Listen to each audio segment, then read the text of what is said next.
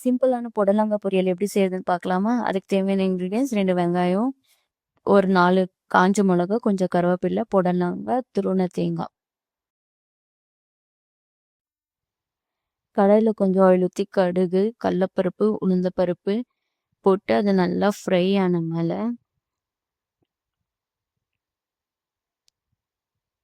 கருவேப்பிலை, காஞ்ச மிளகா போட்டுக்கணும். போட்டுட்டு 2 வெங்காயம் அரிஞ்சு வச்சிருப்போம்ல சின்ன சின்னதா, அதை போட்டு அது நல்லா ஃப்ரை பண்ணணும்.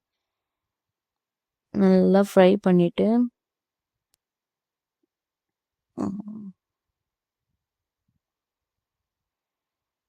கட் பண்ணி வச்ச புடலங்காய் அதில் சேர்த்திக்கலாம்.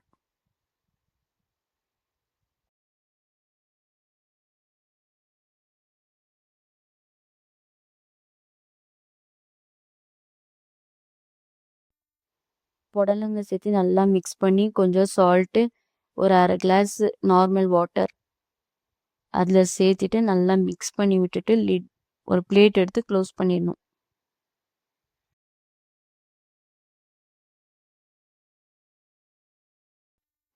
லோ ஃப்ளேமில் ஒரு 5 மினிட்ஸ் குக் பண்ணி பிளேட்டை ஓப்பன் பண்ணி பார்த்தீங்கன்னா காய் நல்லா வெந்திருக்கும். அப்போ வெந்த மேலே கொஞ்சோண்டு கொரியண்டர் லீஃபு, அப்புறம் துருவி வச்சிருக்க தேங்காய் அது கூட சேர்த்துட்டு நல்லா மிக்ஸ் பண்ணி விட்டால் சிம்பிளான புடலங்காய் பொரியல் ரெடி.